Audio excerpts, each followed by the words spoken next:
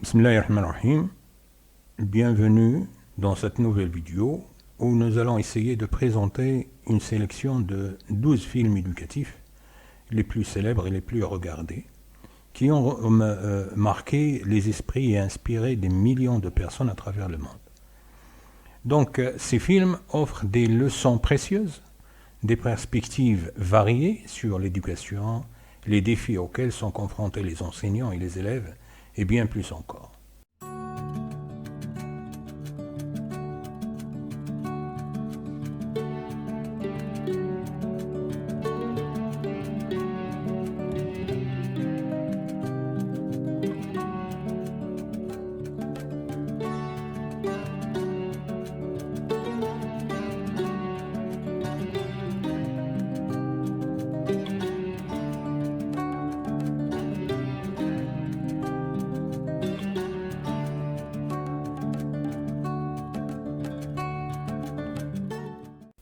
Donc on commence par le premier.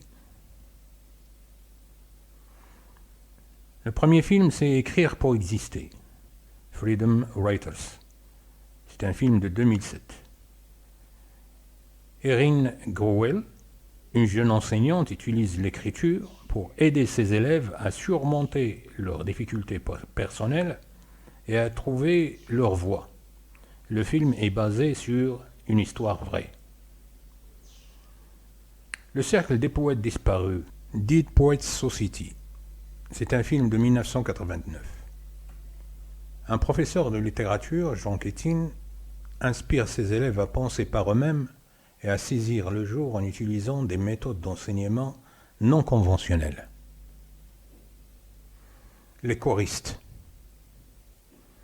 Dans un internat pour jeunes garçons difficiles, dans la France des années 40, Clément Mathieu, un professeur de musique sans emploi, accepte un poste de surveillant dans cet établissement. Face à un système éducatif répressif et à des élèves rebelles, Mathieu décide d'introduire la musique dans leur quotidien. En créant une chorale, il espère réveiller leur sensibilité et leur donner une autre perspective sur la vie. Grâce à la musique, les jeunes garçons commencent à s'ouvrir, à exprimer leurs émotions et à développer un sentiment d'appartenance. Les choristes est un film qui célèbre la force de l'éducation, l'importance de la culture et le pouvoir de la musique à transformer des vies.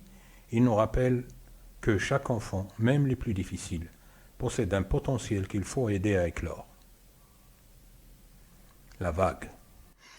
La vague est un thriller dramatique allemand qui explore de manière saisissante les mécanismes psychologiques à l'œuvre dans la formation d'un régime totalitaire. Un professeur montre à ses élèves la facilité avec laquelle une dictature peut émerger en menant une expérience qui devient incontrôlable. Le sourire de Mona Lisa, Mona Lisa Smile. Une enseignante d'histoire de l'art dans les années 50 encourage ses étudiantes à poursuivre leurs rêves et à défier les normes sociales. Will Hunting, un jeune prodige autodidacte, Will Hunting découvre son potentiel avec l'aide d'un psychologue, tout en apprenant à gérer ses démons intérieurs. Entre les murs, un film de 2008. Ce film français offre un regard réaliste sur la vie d'un professeur et de ses élèves dans une école difficile de Paris, explorant les défis quotidiens de l'éducation. Sur le chemin de l'école, c'est un film de 2013. C'est plutôt un documentaire émouvant qui suit 4 enfants de différents pays dans leur périple quotidien pour aller à l'école, montrant leur détermination et leur courage. À la poursuite de demain. Un film de science-fiction qui encourage les jeunes à rêver grand et à croire à un avenir meilleur, tout en abordant des thèmes comme l'innovation et la responsabilité environnementale. La voleuse de livres, de Book Thief. Pendant la Seconde Guerre mondiale, une jeune fille trouve du réconfort dans les livres qu'elle vole et partage avec les autres, montrant le pouvoir de la littérature en temps réel. Tar Zemin Par. C'est un film indien qui raconte l'histoire d'Ishan Awashi, un garçon de 8 ans qui a des difficultés à l'école en raison de sa dyslexie. Mal compris par ses parents et ses enseignants, Ishan est envoyé dans un internat strict où il se sent encore plus isolé. Le film met en lumière l'importance de reconnaître et de soutenir les besoins individuels des enfants tout en soulignant que chaque enfant est unique et spécial. Le grand débat. C'est un film dramatique, biographique, réalisé par Denzel Washington, sorti en 2007. L'histoire se déroule dans les années 30 et suit le professeur Melvin B. Tolson qui entraîne l'équipe de débat de Miley College, une institution pour Afro-Américains au Texas. Sous la direction de Tolson, l'équipe surmonte les défis de la ségrégation raciale et de la Grande Dépression pour devenir une force redoutable dans le monde des débats universitaires. Le film met en lumière les thèmes de la persévérance, de l'égalité et de la lutte contre l'injustice sociale. Voilà donc ces 12 films que j'ai essayé de rassembler. Il y a sûrement d'autres films que vous savez, que vous connaissez, et vous pouvez les mettre dans les commentaires pour un peu élargir la liste des films éducatifs qui peuvent inspirer les enseignants.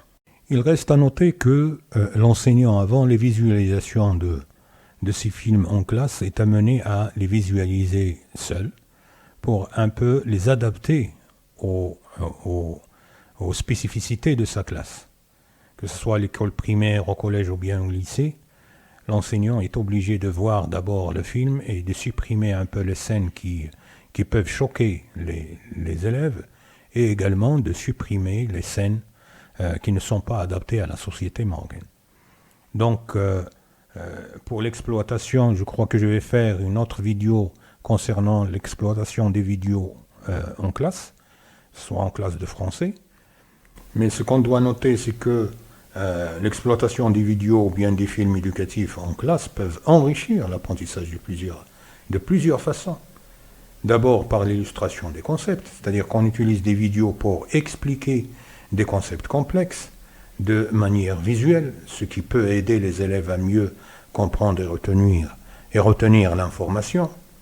On peut également faire engager les élèves parce que les vidéos, ils peuvent capter l'attention plus qu'une leçon ordinaire. Ils peuvent capter donc l'attention des élèves et rendre les leçons plus dynamiques, plus attractives. Et également les discussions et les analyses.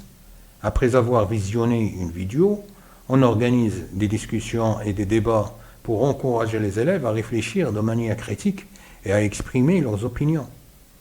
Et pour le complément des cours, on peut également compléter les cours à partir de ces vidéos, c'est-à-dire intégrer, si vous voulez, les vidéos pour enrichir le contenu des manuels scolaires, pour enrichir des leçons, pour enrichir des programmes d'une discipline ou bien d'une autre. Donc voilà, je m'arrête ici, en espérant faire une autre vidéo sur, comme je vous l'ai dit, sur la manière de gérer une vidéo dans une classe. Donc je vous laisse et à la prochaine vidéo, Inch'Allah.